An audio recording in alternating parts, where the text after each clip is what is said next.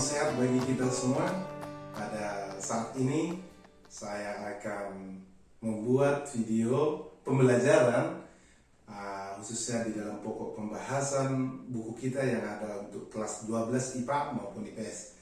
Pembahasan yang kita bahas pada pagi hari ini adalah pembahasan mengenai statistik. Sudah ada saya buat contoh diagramnya, tabelnya, dan ada 3 rumus, yaitu min, rata-rata, modus, dan median.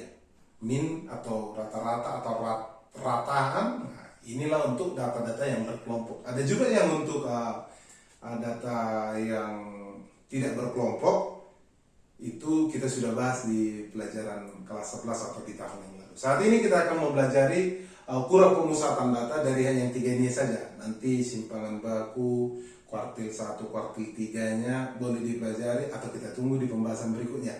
Jadi kita harus tetap perhatikan video ini. Nanti tugasnya yang akan melalui kita kirim melalui Classroom saya sampaikan di sini, tapi hasil dari tugas kalian itu dikirimkan di Classroom. Jadi saya boleh pastikan setiap Anda yang mengerjakan tugas harus menonton video ini terlebih dahulu. Oke, saat ini kita akan belajar dari 3 ukuran pemusatan data ini saja. Jadi saya sudah buat di sini contohnya. Ini kita anggaplah nilai dari orang tua siswa ya. Katakanlah seperti itu, ada dari yang 30 sampai umur 54. Jadi katakanlah seperti ini. Yang pertama, umur 30 sampai 34 itu ada 5 orang. Ini tidak dikatakan itu laki-laki atau perempuan. Umur 35 sampai 39 ada 10 orang. Totalnya umur 30 sampai 54 ada 50 orang. Sedangkan di sini itulah dari frekuensinya. Sedangkan di sini ada XI. XI yang dimaksud di sini adalah nilai tengah atau katakanlah tengah-tengahnya begitu. Kalau kalian baca buku kalian, buku ya baik yang dibagi dari sekolah atau yang sudah dibagikan lewat buku elektronik, di sini ada disebut batas bawah. Batas bawahnya itu adalah 29,5 sampai 34,5 batas atasnya gitu. Jadi ada sebelum setengah sebelum, dan sesudah setengah. Itulah batas bawah dan batas atasnya. Coba kita katakanlah 30, 31, 32, 33, 34. Berarti yang di tengahnya ya 30, 31, 32. Ini ada 35, 37. Ini ada 42, 47, 52. XI adalah perkalian antara frekuensi ini, frekuensi di I, dengan nilai tengah ini tadi. 5 kali 32, 160, 10 kali 37, 370, 7 dikali 24, 280 tambah 14, 294, 20 kali 47, 470, 940. Ya, baru 8 kali 416. Totalnya 10, 7, 14, 23, 27, 28. 3, 6, 8, 17, 23, 5, 7, 16, 20. 2080 ya. Kita ulangi sekali lagi ya. 10, 1 kan, 7, 14, 23, 27, 28. 20, 3, 6, 8, 17, 21 ya, 21. 2180. Itulah XFI. Jadi kalau kita cari rata-ratanya itu adalah sigma FI tadi, X bar sama dengan 2180 dibagi 50. Kan begitu kan? Itu sama dengan 43,6. Itulah rata-rata umur. Kalau dihubungkan dari 30 sampai 54 itu adalah 43,6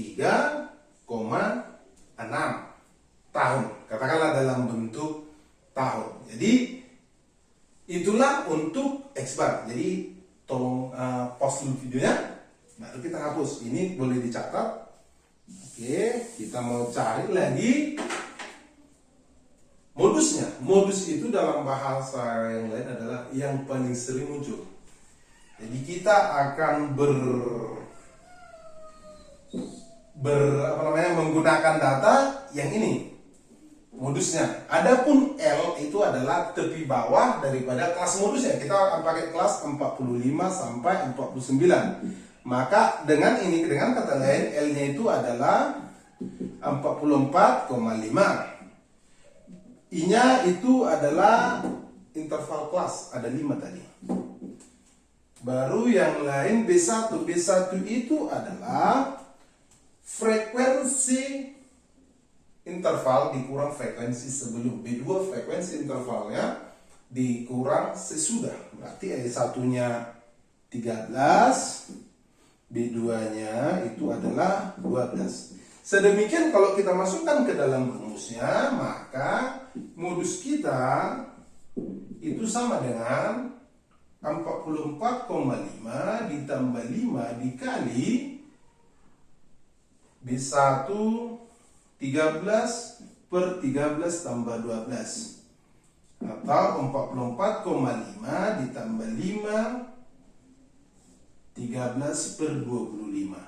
Itu sama dengan, kalau kita ini ya, berarti itu sama dengan 5, 25, 5, 13 dibagi 5 itu adalah 2,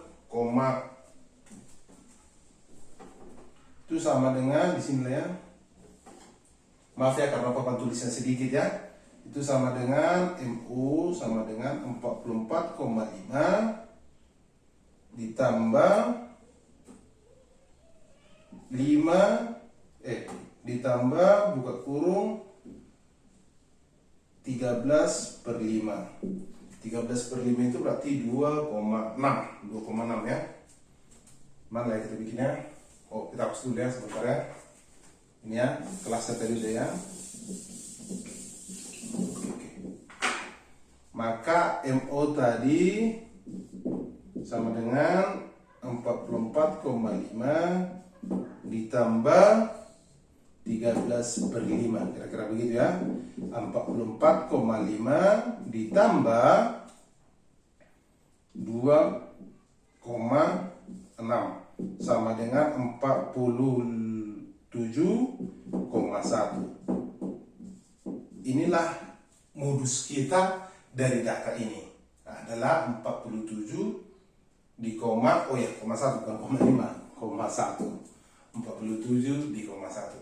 Yang berikutnya nanti tolong perhatikan tugasnya kita bikin di akhir dari video ini. Kita akan buatkan tugasnya. Jadi semua siswa kami, khususnya untuk pembelajaran saya, harap dikerjakan dan dikirim melalui classroom kita. Yang terakhir itu adalah median.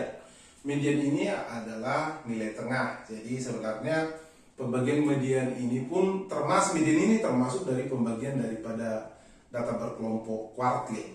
Jadi median ini juga bagian daripada Q2 atau kuartil yang kedua.